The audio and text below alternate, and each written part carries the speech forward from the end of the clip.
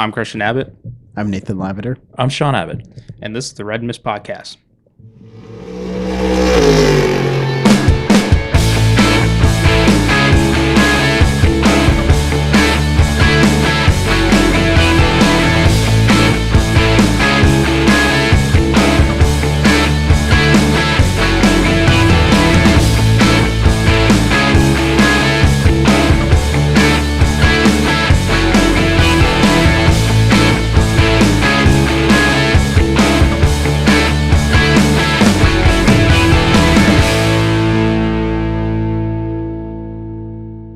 Hello, welcome to the Red Mist Podcast, Season 2, Episode 17. The Matt Kenseth, number 17, Crown Royal, Roush Fenway, Ford Fusion, the car of tomorrow. There you go, Nate. That's nice. NASCAR. That's nice. Car of tomorrow. Remember that? Had the wing on the back. Yeah. It's like a streetcar. It's like a streetcar with a wing. Right. I mean, it was like a miniature Indycar like wing. Yeah. And then they had the big on the left side on the rear window. They had the deflector, like running down. It was like dumbest looking thing. Anyways, and they had the huge. I think the huge splitters. The huge splitters on the front. Yep. Yeah. All right. Anyways, I hated that. Okay. Well, there we go. I worked some NASCAR into our show beginning. There you go. I'm proud of you, Sean. There you go. Especially after what kind of weekend? It was only NASCAR this weekend. I mean, it was British touring car, but we got geo-blocked on that. Super Formula, but we didn't get a chance to watch that. No. So, anyways, so in tonight's episode, we'll recap Talladega, home of the big one. Not the big truck with the big flag, but that was the best what part I of the like. weekend. I know, I love that truck. Anyways, it's the best pre-race show. It is the best pre-race show. Although scenes from the infield from NASCAR Chasm were quite funny. Bob Podcast or no, NASCAR Chasm was out and about on Talladega Boulevard. He went to some country show. It was pretty cool. Nice. Anyway, so we'll talk a little of that, and then we'll move ahead. Big weekend this weekend. We have Formula One at Baku, the return of Formula One after a early season break. Well, they had the Chinese Grand Prix in between. That was canceled. Yeah. Right. Then, but this weekend we have a new, officially announced, officially announced, and that was announced hours before the recording of this show. The sprint race format, so that should be entertaining. And then we'll look ahead to IndyCar, Barber. Mm-hmm. Maybe we can revisit a little NASCAR IndyCar testing last week at the 500 for the 500. Yeah, that was actually rather entertaining. The one day they didn't run Friday. What was it? Thursday, Friday. They didn't run Friday. Right, because it was like a downpour. Yeah, it was a mess. Yeah. But Thursday was 3,000 laps turned. It was amazing. And then we'll look ahead also to the return of WEC this weekend. Spa, the last race before the centenary, 24 Hours of Le Mans. This could be this race here could be pretty good. We have a second Cadillac entered, so we'll talk about that. And a third Porsche. So we will, and that is in the Hypercar, as they say in France. So we'll talk about that. So Nate, let's get to it. Let's just get down to the last 5 laps because that's all that matters. Right. I mean, because I did watch the beginning. I did a Christian watch the beginning. Nothing much happened. Then I immediately shut off, and then came back about 40 laps to go. Yeah, that's way more than what I know. I and what I saw was about way less than what I watched. What I saw for about 30 laps was side by side, single file racing. It was side by side. No one did anything. It was thrilling. No, then we got it was a complete opposite race. Yeah, Xfinity race, which was and unlike the ARCA race, I think, which was almost caution free. Yeah, and there's a which is usually new points leader. Yes, we'll get to that. That's actually pretty funny. I like it. Right. So just how it works. I guess. It does. It does. Wow. First off, in the last, I don't know, what was it, 10, 12 laps, Nate? How many wrecks did we have? For Xfinity? No, NASCAR. Cup. NASCAR. Cup. We're not talking Xfinity. Okay. I mean, yay, Jeb Burton. Anyways. So. Oh, yeah, that that's right. was, Jeb Burton won, right? Yeah. And then kind of finish that one. There was some, and then there was some pricklish comments between Jeb and whoever finished second. So that was entertaining. It was a social media thing. I didn't even pay attention to that. Yeah, I know. So we had the unfortunate one, which Larson got caught up in, and which I mean, did you see Ryan Preece's on board? The it's not funny, but the interesting thing is the two protagonists from the week before. Okay. Right. Preece and Larson just so happened to meet up in this thing, and it was a very violent wreck. Right. Yeah. And, I mean, Ryan Preece is accelerating because he does not see what's going on, which is Kyle Larson down low. Which, I mean, unfortunately, you're thinking in your mind he's just locking it down, going for a spin, and then the car hooks around. Little does he know, overcorrected and went up on the track. Which I was amazed. I thought all the cars were going to make it through, and then you see above shot, and you're like, whoa. And then contact. I mean, they did. I mean, it was head on. It was Preece head on into Larson's right side, right door. Right. But and did you see the damage? Well, yeah, but when I first saw it, I'm like, oh, that's just a typical speedway wreck, Then they flipped Larson's car, and you saw the sides, the styrofoam, the safety foam. The foam, foam blocks. Yeah, I know what you're talking about. Which, those were exposed, which is pretty bad because that casing got broken. Right, and you saw in the passenger window got blown out. Bar. The safety bar there that's in there got crunched back. Now, thankfully, it bent and crunched back. I mean, if that would have hit Larson's seat. On driver's side. If it was a good thing. Side, yeah. If it no. It was a good thing. I'm just saying it didn't break apart on that side and flew across the car. No. Right. And it was good that it was passenger side and not driver's side. That would have been way worse. And Bozy Tazovic, who's the on social media, but he's also one of the mechanics on the Lexus crew, and he crews on Jimmy Johnson's legacy car. He does great stuff on that. He's also on the IMSA TV show. Bozy did a nice. He broke down all the bars and stuff on the social media feed. So look out. Yeah, I would urge everyone to follow him. He does a great job on that. Kind of an interesting guy, but it was kind of interesting. I didn't realize how many bars they actually have in the car like that. So it was after the fact. But anyways, then Nate, I know where you're going next. The in camera on Preece. Yeah. Was just shocking. I mean, and Tony Stewart said in the booth, he's going to be really sore the next day. And that was without. And I'm sure he's feeling it yesterday, really. Right, and that was without seeing that in-car shot, correct? When Smoke said that, right? Right. He saw the above and he was like, "Oh boy," Yeah. And then you see the onboard, and it's just. I mean, it was a hellacious hit. I mean, it was accelerating. He was accelerating, yeah, but he moved a lot in the car, like in the seat. Yeah. Mm-hmm. So I question the visor went up. Yeah, I question how tight he had his belts on. It's not even that. Like you, at that speed, you're going to be moving. No, I know, but I'm questioning like how much did he really tighten his belts down, too? That's a huge issue in NASCAR. Right. They just have to tighten their belts. Well, yeah, I mean, ever since Earnhardt's accident, even if he did tighten them down really hard. Yeah, he was going to move. Like, I know. But, I mean, they always try and get themselves comfortable. I get it, because you're in the car for 500 miles. Like it's a while. Yeah, right. So, some cases 6 hours, right, John? So then why doesn't NASCAR just shorten the race? Why? Well, let's put it this way. If they actually did no stages, the race would be shorter. Oh, really? Yeah. Oh. I know. It's amazing.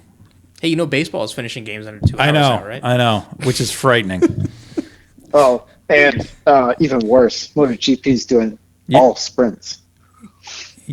Yeah, we'll get to that. Yeah. Anyways, anyway. No, we're just talking. Anyways, so yeah, that was violent. So that got cleaned up, repacked the field, and away we go again. Except this time we're going green, white, checker. Or no, what were we doing? It wasn't green, white, checker. Second overtime. No, it was overtime. Second overtime. Yeah. And then we had another one. Well, no. They got around once. The one before that, we got what the first one. That was Noah Gragson going wide, and then Ross Chastain went through the middle to try to maybe make something happen. Oh, that's right. And then we had 3 in the last 20 laps. I mean, right. As Christian says, don't shake the narrative. Just and I said you watched way more. I know. You said you pulled a Christian, but I didn't even have that much energy to pull that. I did watch the first laps. I didn't watch the start. I literally tuned in, I think, after the first overtime. Yeah. Because and then what? Did you lose a half hour of your day that you never get back? No, because the Celtics actually started. Oh, okay. Well, that's good. Right up, which was kind of nice. Yeah. So I didn't really have to waste too much time watching that. So then that's right. We had the Gragson Chastain thing, and then we had the final one, right, Nate? We line up again. Which and this here we go, Sean. Well, the only thing that was interesting here was people could have run out of gas. Yeah, and they did. And that's just it, because Ty Gibbs on the restart. Yeah, but there were quite a few cars that actually came in to get gas. Harvick, there was a few guys, and so I was thinking, I don't know, they might be onto something here. Right. Exactly. And I wondering, maybe. Right. And then so guys made their pit stops, they line up, they go. Ty Gibbs, as soon as he hits the throttle, he's out of gas. He pulls down, he's out of the way. And we go around, and how many laps was it? 2, right? 2 laps? It was 2. 2. And I'll tell you what, Brad Keselowski was moving up. He was. He was moving up. He was until... And I was thinking, Sean, just hang on. He was 10th, 7th, 3rd, and, he has the inside line. I'm like, there's no way he's going to have a huge run and make the move for the win. I saw the whole painted picture. And then Bubba Wallace decided to block 3 times. Not once, twice, 3 times. 3 times he got hooked instead of a lady. By his best friend. Ryan Blaney. Yeah. Who, after the race, openly admit, I gave him 2, but when he did the 3rd, I moved him. But now, I will say, how do you not see that coming? No, I know, and I will say this: Darrell did fess up and go, "It's on me." I think he should just stop racing in the mirrors. Obviously, that's what he was doing. Yeah, he should just stayed in his lane. Well, stayed in his lane, but just focus forward. What's the deal? The guy's going to come around you on the outside. I mean, the only other person that's ever done that is Cole Trickle. You have to protect the bottom. Your spotter should be telling you where the momentum's going anyway, instead of just we're sticking with the 12. That's it. That was. I don't know who made that decision. Harry Hyde. It was a really poor decision. Harry Hyde made that decision, and Cole Trickle went high, wide, and handsome on him. Yeah, I know. But and then that was a good one. But then this was awesome. Out of nowhere, Kyle Busch wins with McLaren. I know, and the funny thing is, Blaney finished second. That's the best part. Yeah, and then Buescher and Briscoe again. Jesus, those two. Are those two? Do they have a package deal? They finish right behind each other? They finish third, fourth, first, second, whatever. Those two. I mean, Buescher and Briscoe. They're always there, right? Yeah, and the third guy in on that is Christopher Bell. I mean, seriously, who finished 8th? I mean, Jesus.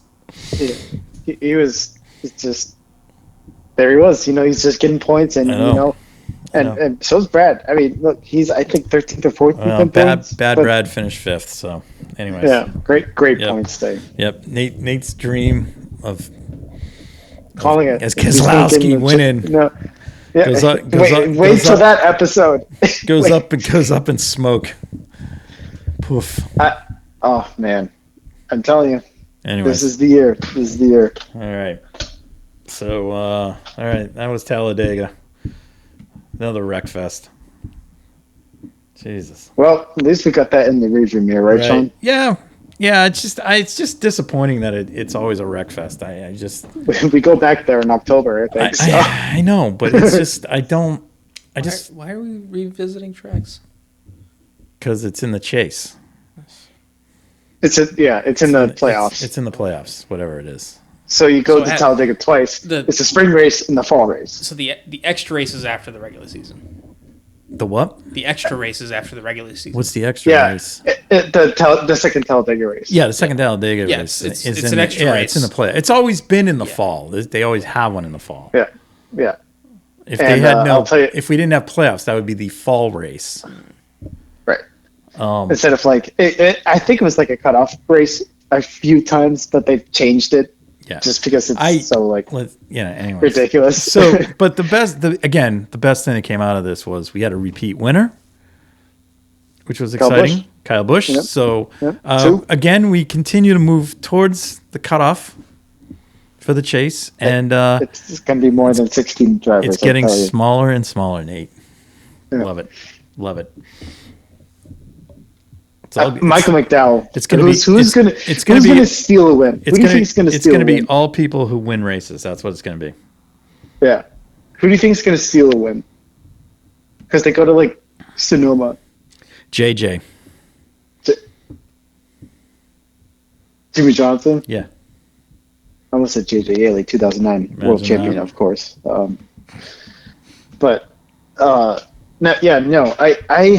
And then he's just going to take up a playoff spot instead of one of his drivers taking it. Sorry. What did he say? Nothing. Ignore it. All right.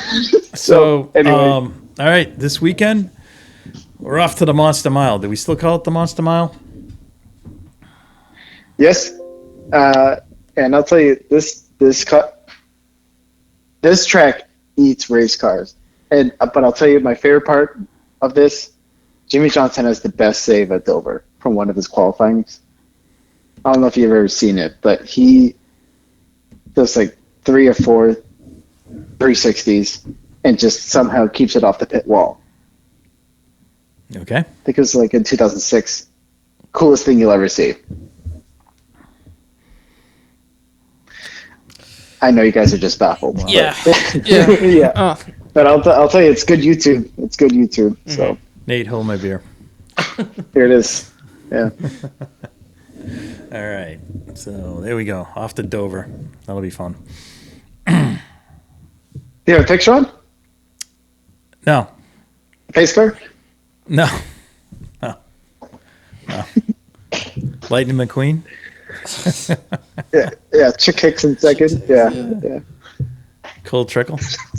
Oh, God. Around the outside. Those tires are specially matched. Oh, my goodness. Anyways. All right. Anyway. Well, there we go. A little NASCAR action. That was about it. Wasn't much on the race in front. I mean, unfortunately, there was the ELMS race on Sunday.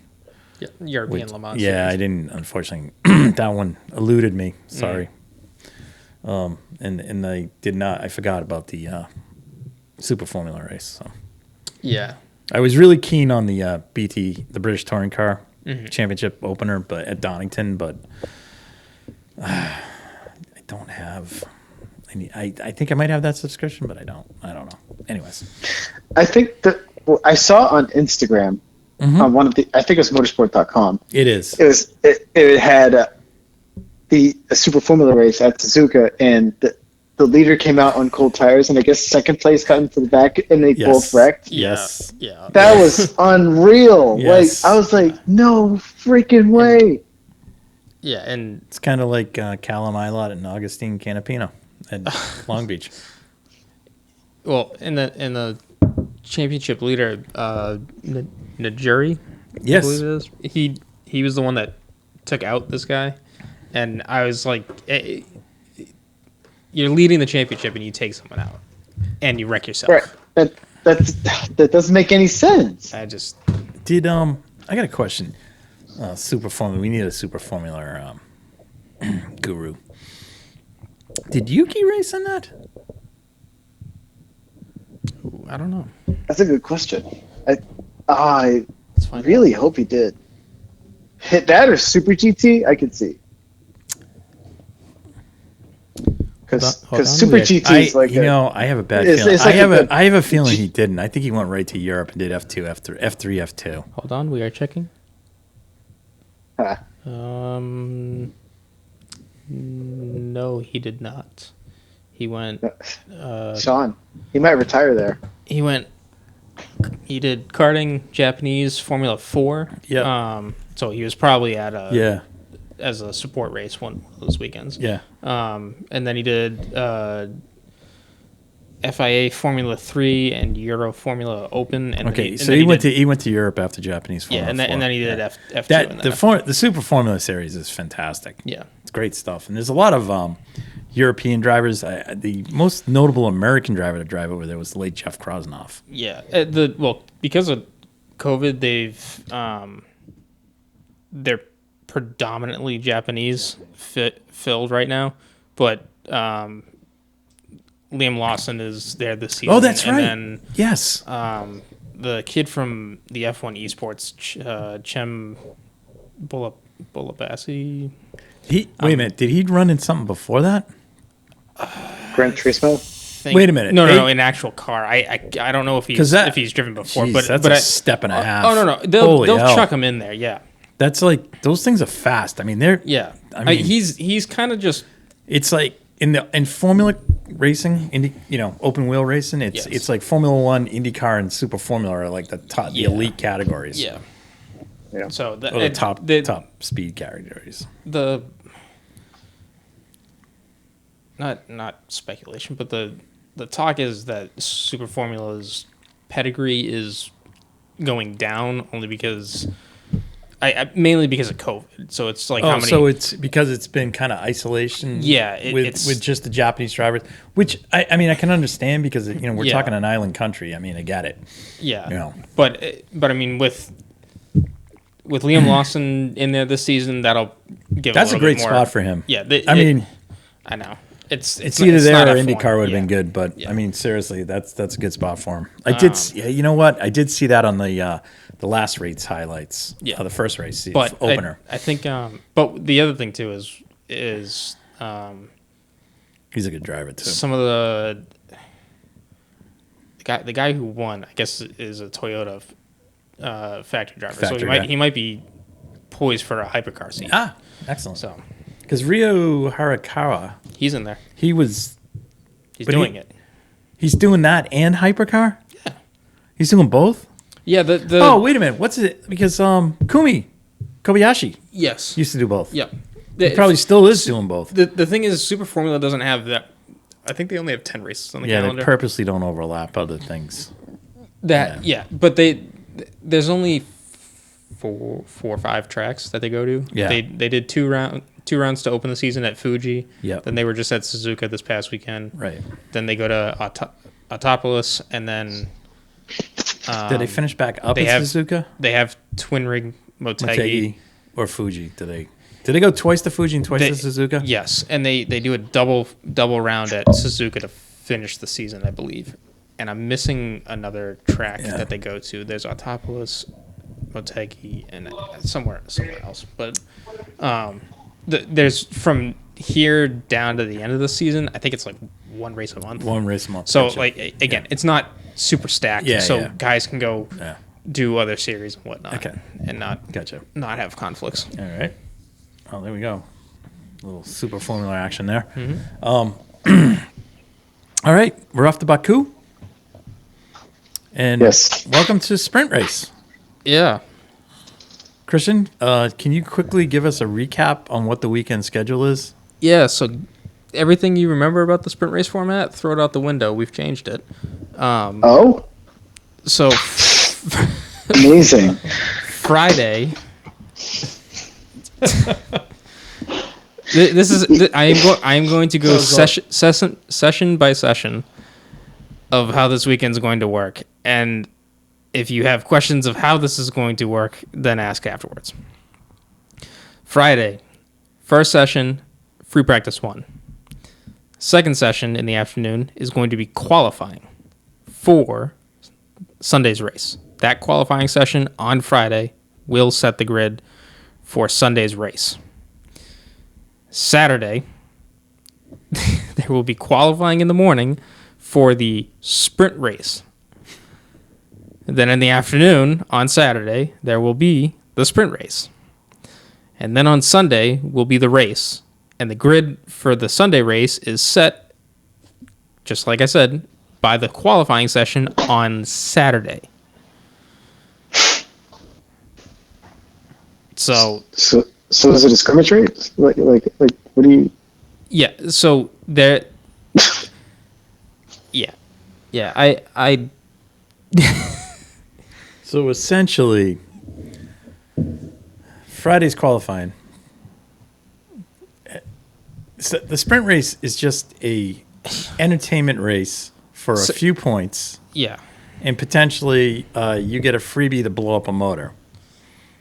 Because they did increase the power unit elements because of this change. So what I don't know what the purpose of this is. I get it. Like I don't understand. I don't. Because we were talking about this earlier, and I've already found a flaw. Oh yeah. Because by this format, right? You're telling not early in the season, but a little bit later in the season. Yeah. No. But this format says that the qualifying on Friday sets the grid for Sunday. Right. So you can have a sprint race on Saturday, completely botch it, finish last, but you still, because you qualified the qualifying session on Friday determined the grid for Sunday's race. Right. It doesn't matter where I shouldn't say it doesn't matter, but if you don't have a good sprint race, you're not screwed for the race. Right. On Sunday. Okay. With that said, say we do these races with last year's title fight, where Red Bull wins at Coda. They've locked up Max has locked up the Drivers' Championship. Red Bull's locked up Constructors. Top team has won both, and they're done. And there's still 3-4 races left, and one of them is a sprint race weekend. Yep. With this new format, what incentivizes the top team that has already won the title to go out and run both titles to go out and win, right? Or run that sprint race day? Right. So what you could, in theory, to get around this whole thing is you go out, run, and then you do the old NASCAR start and park. Right. You could start from pit lane. Yeah. And just ride around. They're going to tell you got to do like 5 laps. Fine. I'll do 5 laps. I really don't care. Right. I mean, yeah, you're right. I mean, I'm like, this is all Drive to Survive. I hate to say it. It has to be. It has to be. It is. I mean, the attention span of these new fans is like gnats. I mean, it's ridiculous. And my only comment about this is I don't really find the sprint race all that exciting. I just my only thing is I just hoping someone doesn't bin a car, because that just it's all for nothing. Right, it's all for nothing, and especially if you're qualifying the day before for the race. Yeah. Right. The other thing, and granted, there are some points available, but as Christian pointed out, if you get later in the season, you got a big enough lead. Why bother? You know? And this can go. This can go for anyone in the standings too. Yeah. Because if there is no, obviously, say you're fourth in the standings, you're not going to catch third, and the fifth place team is way back. Yeah. Why am I going to wreck the car? Right. Yeah. Yeah. Yeah. There you go. I mean, it's. Yeah. At some point when you say the top teams are so far out of it and pretty much locked where they are, of course the bottom teams are going to want those points. So you still have a race, but it'll be a race of like half the field. Yeah. That's not. Yeah. No. I think you're asking these guys to take on additional risk in a highly charged environment again. You know, that's I'm not. It's just. But like my thing is, what? So you have FP1, FP2, FP3 on a normal race weekend, right? Yeah. We have 0 testing. Mm-hmm. So essentially, like I always hear this, well, FP2, they're just out there doing this, and this. Well, it's getting miles on the car. You know? Well, it's getting miles on the car, and then also if you want to test fit parts that you're developing, or if you have new stuff that you brought in, it's just getting more miles. I don't know. Or maybe. Go ahead, Nate. I got something. No, you're good. I would, if I'm like a mid-pack team, I'm thinking like, I'm almost using the sprint as like a race test. Because I'm not going to like, I wouldn't want to force my drivers to say, go for it in this. Because if they just pass you, whatever. Because this is virtually pointless. Because I want the car for the main Grand Prix where the points and prize money are.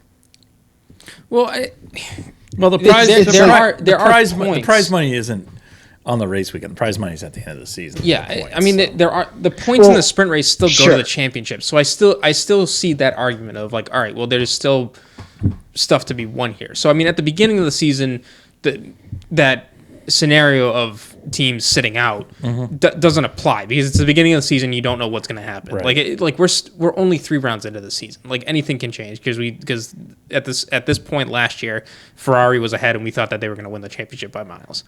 Stuff can happen. Mm-hmm. But yeah, I don't know. Call me a traditionalist. I don't like this format. Kind of. Yeah, I don't like it either. I'm there too. I'm not a fan of this. Because even if you do, if you want a gimmick, if you want a sprint race gimmick, you do qualifying. Then you take the top 25. You just take the whole field and invert it. Yeah. And then let them go, and then whatever finishing order of that sets the grid for the race. Right. That's the real easy way to do a gimmick race. But the problem that they'll realize really quick is that it doesn't matter which way you invert the field. Whoever's got the dominant car in the weekend will find its way up front by the end of the race. So it's just how quickly do they get up there. So yeah. I don't like the changes that the sport's doing. I'm not against change, but I don't know. But the changes you can make, it's not really the best. Yeah, I don't see this. I see fit. Yeah. Yeah. Like the qualifying format, not the sprint race qualifying format. Like our current qualifying format, I don't really have a problem with it. No, it's great. I mean, it's a perfect elimination process. It really concentrates the top 10. Yeah. I mean, I was also looking. Why change something that's not broken? Right. Well, and they realized that really quick in what was it, 2015 or 16 when they tried their elimination qualifying, and then after like 2 or 3 races they like got forced back to go back because it was so bad. I mean, in theory, the idea worked okay, but in practice, it was horrible. And because someone's on a flyer, and then all of a sudden they're eliminated 1 corner away from completing that lap. Yeah. Well, but then it was also like in the format we have, there's always cars out on track in the last minute, right? But in that elimination format, it was dead track time for like the last 5 minutes of the session because everyone either couldn't get back around or they had already been eliminated. So,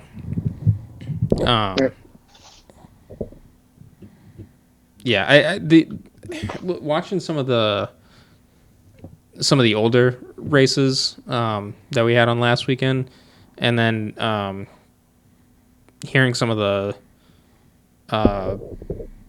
or hearing back about some of the tire manufacturer statements between Michelin, Bridgestone, and then now what Pirelli is doing. I don't think Michelin wants to, or Bridgestone want to see their tires explode.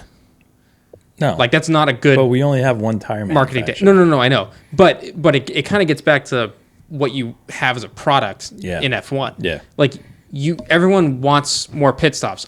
Okay, I get it. I like pit stops too, because it shakes the race up a bit. But I don't want to see tires get destroyed. Yeah. I would just rather see a compound be built where they're either super fast for 2 laps and then like the pace just severely drops off at one point that it forces you to pit, or you just you end up just having a tire that you can just kind of run on for all of it, which I guess that's why Michelin and Bridgestone don't really want to come back in, from what one statement I heard, where it's like they just don't want to be making tires that explode. Like that's not like if every race is a one stop, that's ideal for them, because it shows that the tires can last. And honestly, endurance racing is probably more suited for a company like Michelin, because that's where you get to highlight that. Yep. All right. Okay. So that now, putting aside the sprint race, we will just focus on the race itself. Nate, any picks? Dark horse pick for Baku? Let's take a look at this grid. You're gonna go Sergio Perez, king of the streets. Yeah. As if you think I'm crazy. No, Formula One knows it too. It's the elephant in the room, really. I mean, this guy's so good at this track. You'd be crazy not to pick him. He's gonna win. I don't know. I guess it means something has to happen to Max. So probably Max has something happen and he's not on the podium. And then you're gonna have second, Fernando, and then third, we're gonna go with a Leclerc of sorts, Charles Leclerc. And my dark horse is going to be, looking down, I think you're going to see Pierre Gasly rebound. Ooh, look at that. That's a pick. So, there you have it. Christian? I got Max winning. Keep the form up. I'm gonna say Ferrari comes back and Leclerc is in second. I would like to see him have a strong outing. It would be nice to see him back up there. And I think Alonso will be P3 on the podium. Yes. Dark horse, long straight, and we all know who's the fastest in a straight line. That's Williams. So I'm gonna go Albon. Wow. Right. Oh, that's Sean. I like that one. All right. I will continue on the Max bandwagon. I'm gonna go Sir Lewis second. Okay. Third, I'm gonna go Red Bull. My dark horse will be Carlos Sainz. Carlos. All right, just quickly before we move on to IndyCar at Barber, I'll jump back to NASCAR for a quick moment and talk about something we brought up during our conversation. Ryan Preece had a discussion with a Zoom call with Bob Packrass today, who's a noted NASCAR journalist. Said he was feeling sore Monday, but feels good. He did say Kevin Harvick called him. And inquired about, do you realize how much you moved in your seat? And Priest went back and said, no. And then he looked at it and he went, yeah. Well, he was on the phone with Harvick. And I guess I'll have to take a look at the seat and whether any belts need to be adjusted. Ryan, yes. Okay. Oh, my goodness. Wow. And Harvick, so he's been in the sport for a while. You heard it here first on Red Mist Podcast. Yeah. Loosely belted seats. Loosely belted seat belts. Well, there we go. That'll be the next thing NASCAR is looking for. Oh, by the way, Larson's car did get hauled off to Tech Center. to have a look at. Oh yeah. I don't know. I don't know. I don't know if Priest's car went, but I imagine it must have. All right. So let's move on to. We're gonna take a hard look at that. Yep. Let's move on to IndyCar. On to Barber. Yes. Sweet home Alabama. Go from I enjoy this race. one Bama race to the next. I like this track. I like this. Right? I like this race. I like this track. Hopefully, this is the last. This is the last race before we move to the month of May at Indianapolis. Yes. Where we will have a road course event in the Indianapolis 500. Mm-hmm.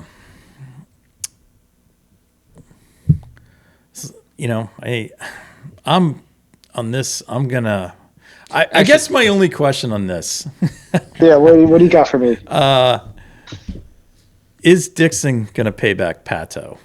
Oh yeah, on the start. Do you think so, or because did you mention a specific corner like that? Yes.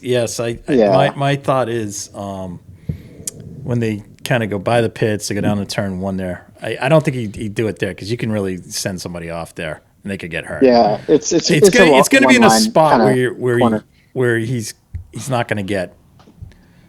He's going to get payback. I think. And so it's like they kind of loop around. They kind of loop around and they come back up and they come up a hill and they go into that kind of horseshoe and they go hairpin. Well, it's not. Yeah, it's kind of hairpin. It is a hairpin. Yeah. And then they head back to the kind of quirky little left right. Right. I think it's going to be there. Yeah. I don't. He's just not going to lift. No. I think he's just going to when they get into the corner. Dixon's going to be on the inside, and he's going to... Yeah, I think it'll be the classic hip check. He's going to hip check him out of the way. If that's... Because again, that incident happens there already. Now, if they're up front and they're running 1-2, it's not going to happen. No. Because Dixon's going to want to make sure if he makes the pass, he'll take the lead. But do I see that he's not going to cut him slack here? Yeah, I could see that. Again, I'm not advocating I don't want this to happen, but is the likelihood of it going to happen? Yeah, just because who knows? Because Pato really wasn't. Well, he wasn't really. He wasn't really about it. Yeah, he was kind of a jerk about it after the race. Yeah, Yeah. So that's just my honest. Honestly, I think he needs to kind of tone that down. You're talking about the GOAT of IndyCar. Right. So in some ways, he's starting to morph into Roman from his first year. Yeah. So, anyways, so I'm all for passes and making tough ones and whatnot, but when you put a guy off, that's not. Yeah, when you put your four wheels off and you claim that you're making the corner and you take them off. It wasn't about the four wheels off in that situation. I'm just saying it was, but it's like you use the other guy to slow yourself down and make the pass, and then you stuff him in the wall. That's not. Yeah, that's not an overtake. I mean, I look at it the same way I looked at it was Grosjean McLaughlin at St. Pete. Yeah. Okay, so McLaughlin got a penalty, even though he was out of the race. Yeah. Pato should have got a penalty. Mm-hmm. So, anyways, this is the first real road course. Yes, they're going to non-street circuit. Yeah, so that's good. So this should be entertaining. Hopefully, we're not weather interrupted. Yeah, which would be kind of cool. I don't know. I kind of like the rain race there. It's not the worst thing in the world. What are you talking about? Yeah, but thunderstorms in. No, I don't want a thunderstorm. Just rain. No, not a thunderstorm. They've had rain down there before, and it just sort of. What do you want? Blows. Well, it's again. I don't care if the race is 20-second intervals in between every driver. If that's the case, then that's the case. I don't need something. Well, mercifully, it's going to be 75 and sunny on Sunday. Oh, all right. Okay. Well, there we go. Destroy it. Right. Got a chance of showers on Friday and a spot shower on Saturday. So, all right. So, Nate and I had we were kind of talking about the show prior to the show. I think we've got the same winner here. Oh. At Barber? Yes. Oh, it's gonna be Joseph Newgarden. Yes, I'm on the J New bandwagon here. Yeah. Yeah, no, that's a hands down pick. My dark horse.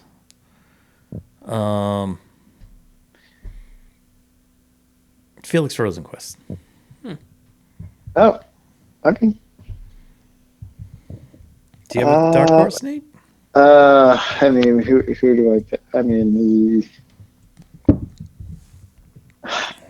I know, like, who could it be? I guess I'm gonna go call him Ilott. Like, see what he does. You know, I like that. You know? So we'll see what happens there, I guess. All right, I'm gonna stay on the Penske train for a win, but I'm gonna go Will Power. I think Lee Diffie's favorite driver gets it, and then my dark horse. I know you guys laughed, but I think it'll be Marcus Armstrong. So I like that because Ganassi does like winners. Keeping with Nate, your point of Ilott on a road course, I think Marcus being on a road course as well would fit into his wheelhouse. Yeah. Yeah. So and he's been having a good string of races too. So who knows? I actually I was watching back that highlight that IndyCar posted of Newgarden's first win, and was that with Sarah Fisher? He was in the in the '67.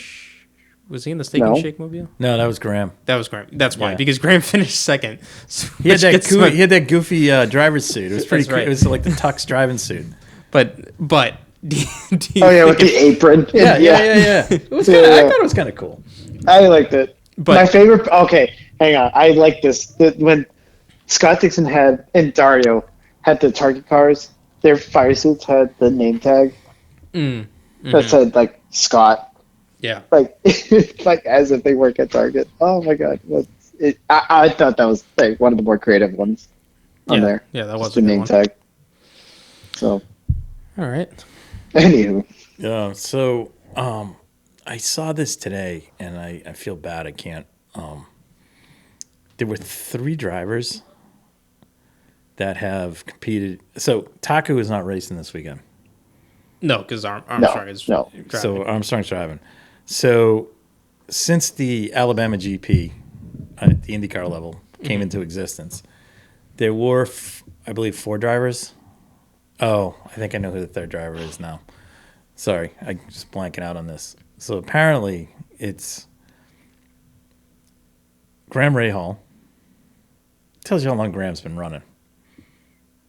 I'm sorry, what is this stat? There's only 3 now there's only 3 drivers in the field to make every start at the Alabama GP. Oh, okay.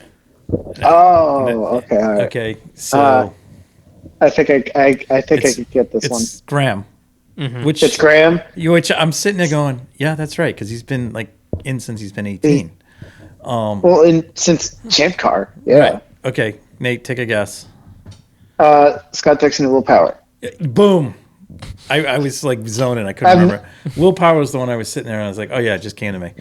Yeah. And Taku. Yeah. So that was, I don't know, pretty cool stat. Just touching real quickly on the test at Indy last week.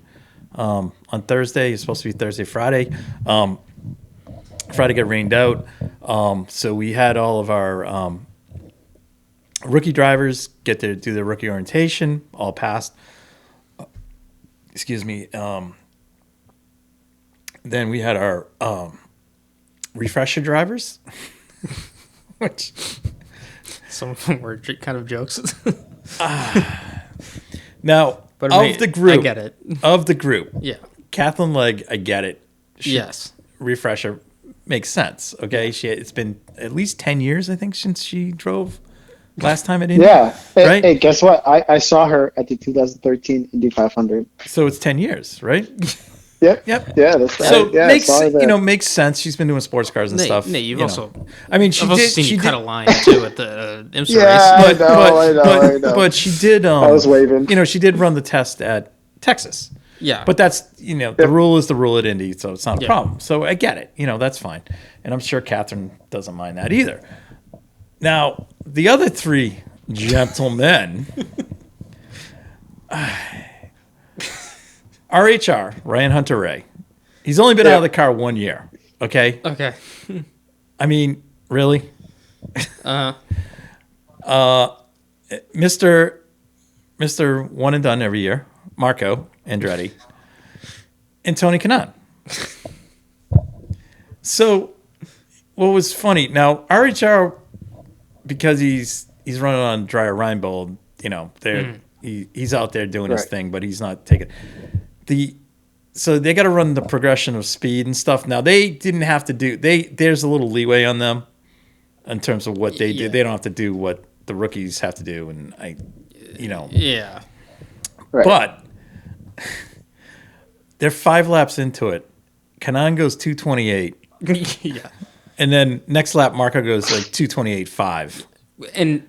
And just for clarification, the way this is supposed to work, there's 3 phases. 3 phases. And you're supposed to stay in a range of like 200 to 205, and then like 210 to 215, and then you have to run more above 220. Once you get it to like 225, like you get to up to 220, 225 and do that, then it's like, okay, you're loose. Yeah. These two... just right out of the gate. Right out of the gate. But it's... They're previous winners. I know, but it's notorious because... Yeah. The person that used to do this the most was Montoya. Like when he came back, he went out. He ignored the whole thing, and he was running like 228, 230 the whole time. And they were like, "We got to talk." It's just, I just love it. I love that these guys. Some of these guys just whatever, breaking the rules. It's all right.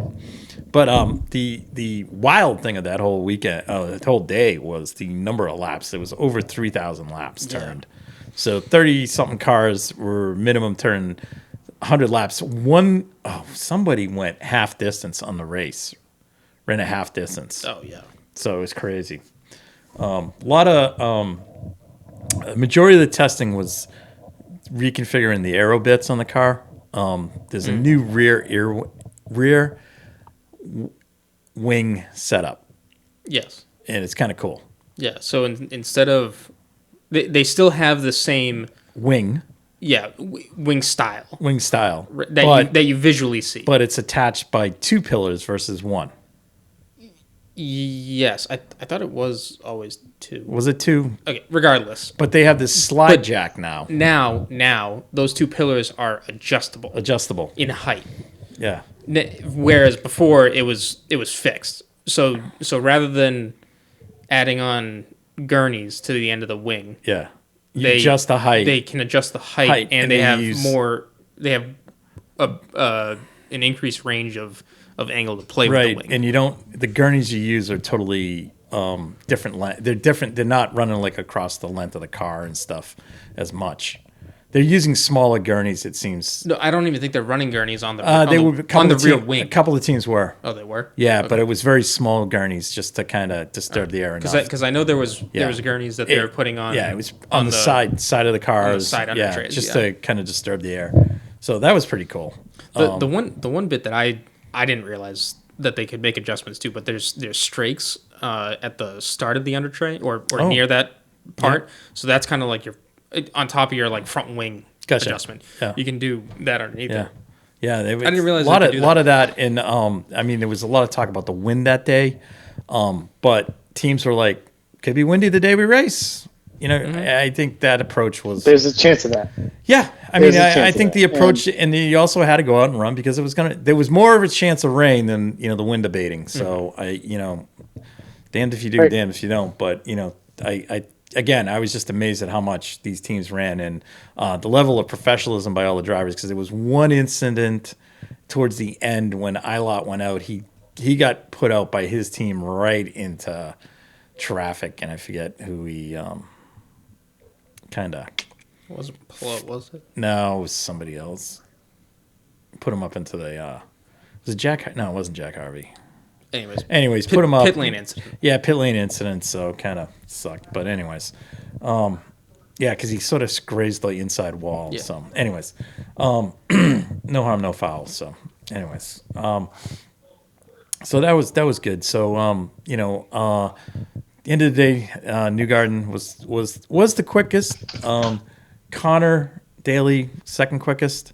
I was impressed with the Andretti cars. They in some instances, like Colton ran for a majority of the day, but didn't come out at the end of the day and stood on his time. And his time, he got pipped by one guy in a tow. That was on a tow time and went from 5th to 6th. The rest of the Andretti cars were well up there. Again, Ganassi was strong. The Penske cars outside of Newgarden were a little bit further back. McLaughlin, I think, was having problems with the wind. He didn't. The wind was really kind of playing havoc with what he had, so probably didn't get the most out of it that he was. Sounds like R.C. Anderson can bump some of them. Right. Yeah. So we do have a 34th car. Right. Officially joining the field. Officially announced. So in Nate's world, this means bumping. Yes. It does. It does. Who's going to get in? Who's going to get out? Anderson will be out. Who's the one driver that won't make the field? Who's the one driver that didn't do testing? Anderson. Yeah. Yeah. Right. So. Well, I think you kind of see it happening. Yeah. But I will say this: 2 cars I was impressed with, RHR, and his teammate, Steph Wilson. Yeah. Yep. Both, I think, were inside the top 10. Mm-hmm. And Steph was quick. Oh, yeah, well, Stephen Wilson was like 5th for a while, and even Scott Dixon was leading a lot of the or a lot of the testing, and it really showed that driver Reinbold really have brought their cars just for Indy. It shows. Yeah. I mean, no, it's amazing. They're going to be top. They're qualifying. They're going to be serious threats for the top 5. Yep. Come race day, I think. And so, and the same goes to the other team. That's the same way as Ed Carpenter Racing. Right. But, So. I mean, they solely focus on this race. Well, Carpenter, they run the season, but for whatever it is, they got the magic there because Ed. VK, Renus is pretty quick. Mm-hmm. Connor's definitely quick. Yeah. And Ed is definitely quick. So, I mean, any one of those 3 could potentially win the race. I mean, seriously. Yeah. Like, you would put them in the dark horse category to win, but they could win it. So, anyways. All right. Last up, WEC returns to Spa for the 6 hours. Mm-hmm.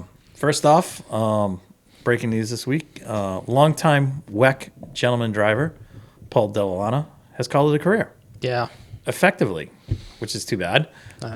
He will be stepping away from Aston Martin. He's been a longtime supporter of Aston Martin, both in WEC and here in the States when he's run a few races in IMSA. So Paul's stepping away. Too bad. He's kind of set the standard for the gentleman driver for a long period of time until Ben Keating. Yeah. Ben has kind of established himself. Ben is a little bit younger than Paul, so too bad. Yeah, it's going to be missed. Good, he's always good interview, stuff like that. So a lot of great things were written about him on the various road racing websites. So wish Paul best of luck, and hopefully he'll be seen at the track. Yeah, just an all around good guy. For WEC in Hipica at Spa. Record-breaking field. Number of entries. We do have a third Porsche entered. Yes. Not Porsche Penske. No, Porsche Jota. Yes. Tom Brady racing. Yeah. Tom Brady. Mm-hmm. So the Jota team will be breaking out their car for first run. Took delivery of the car this week too. Jesus. Well, they had shells, right? Show cars, yes. Yeah. Empty shells, but this is the but full-blown now car. it's full blown, yeah. So and Cadillac will be entering their second car. So Ganassi will be bringing. It's not the car that's currently running in IMSA that Seb it's another crashed, one. Yeah. but it's another car that they have. That car was shipped to Europe. It was reconfigured over there, and Sebastian Bourdais and Renger and Jack Aiken will be driving the car. So that'll be a good. I I think good prep for Le Mans. I think they're also bringing over some of the Action Express guys to run with them. Sorry, they're working in the pit. Yes, working in the pits. Yeah, none of the drivers. Not the drivers, but the team. Yeah, the team. So again, showing the strength that Cadillac has in terms of a cross-functional team. Mm-hmm. So that's pretty cool. We have, look, I'm not going to sugarcoat it. I probably think Toyota will win. Oh yeah. Again, based on just experience with the hypercar. But this is where teams really start seriously getting ready for Le Mans. Right, and I think with this track, don't they bring their Le Mans setup? Very close. Yeah. I mean, it's a similar track. The only difference is the elevation changes.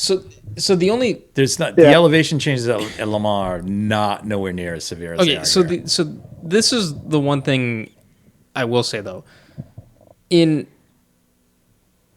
LMDH, GTP, whatever, here in the States, you're only allowed 2. All right, I think it's only a certain amount of aero adjustments that you can make. Okay. So, I mean, visually, it's not really going to look that much different other than the rear wing or because I think the way the rules are written is you only have one aerodynamic part that you can change. Mm-hmm. So if you designate that the rear wing, then you can make it adjustable there. Or if I think some teams have like adjustable dive planes on the front, and that's their adjustment. Like the rear wing stays fixed no matter where they run, and then the dive planes either go up or down or come off if they don't need them. Yeah. So I visually I don't think you will see all that much difference other than just, again, if the team's adjustments are the rear wing, then they'll trim it out. But yeah, because the other thing too is I do know that in LMDH you're only allowed 2 sets of 2 combinations of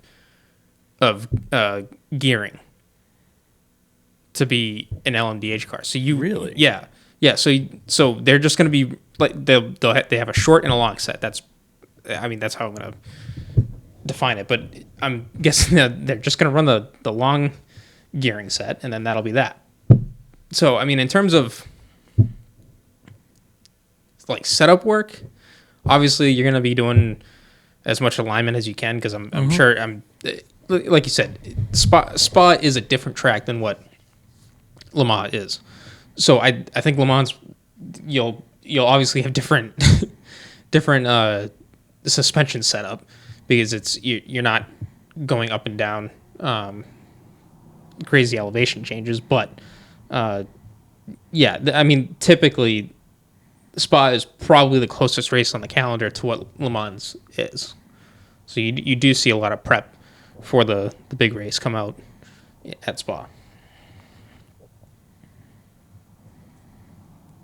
All right. So the rear. There we go. So that's good. And we have the rest of the cast of characters. Glickenhaus will be there. Yeah, so everyone else will be there. Glickenhaus will be there. Van Wall will be there. Van Wall. Peugeot. Maybe the Peugeot win at home. Well, they're starting to get the bugs taken care of. Slowly but surely. It's not Sebring. Right, it's not Sebring. that is worst case scenario for that car. Well, they had a couple issues at Portimao that they're like everybody else. But they haven't run. No, their first race was at Monza last year.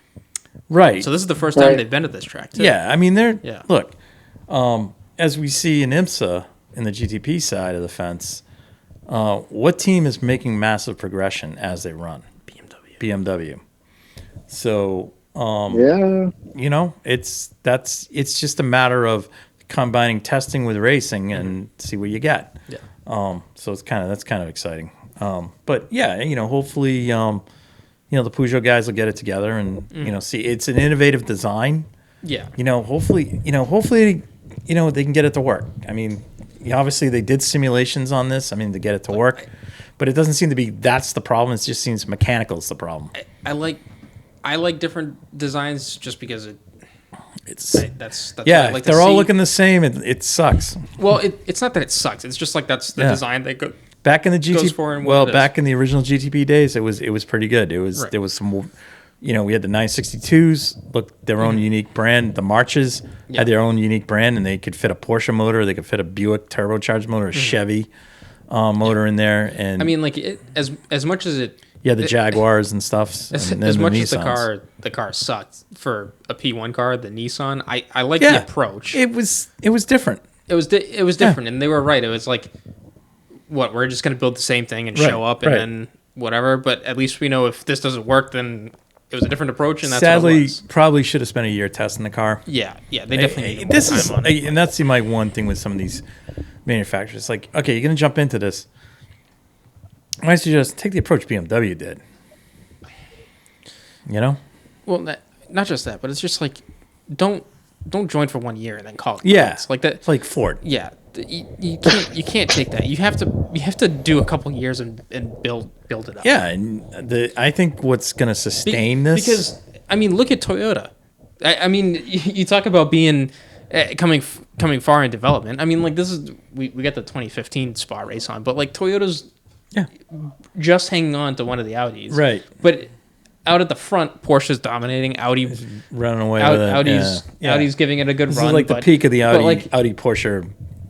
Yeah, Tay-to-tay. But obviously, like before this season, Tay-to-tay, Nate. That's French for head to head. But before 2015, from what 2000 to 2014, it was pretty much Audi dominance, aside from the Peugeot in 09 and 10. Yeah. Now, and my one concern about going forward, and I don't want to kind of belabor this and take it away from it, but is Toyota going to go down the route with customer cars? They already are with NASCAR. I think in prototypes, I think that's a better question just for any hypercar team in general. Well, Porsche's doing it. Yeah, but they're not a hypercar. They're an that's true. They're an LMDH. So the question is, would Ferrari do it?